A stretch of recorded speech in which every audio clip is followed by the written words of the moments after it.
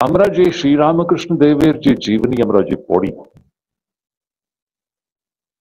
ঠাকুরের জীবনী এত খণ্ডে প্রকাশিত, বাংলাতে লীলা প্রসঙ্গ, তার অনুবাদ হয়েছে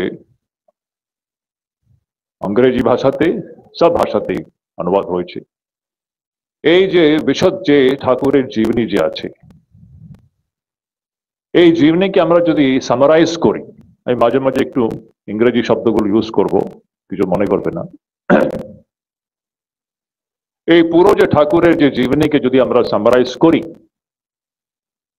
তো আমরা কি আমরা বুঝতে পারি?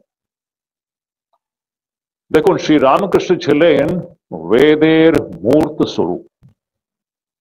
যে আমরা আমাদের যে হিন্দু সনাতন ধর্ম, তার যে বেদ হচ্ছে আমাদের মূল বিচারধারা, যেখানে এই সৃষ্টির পরম তত্ত্বকে প্রকাশিত করা হয়েছে, পরম সত্যকে ওখানে প্রকাশিত করা হয়েছে।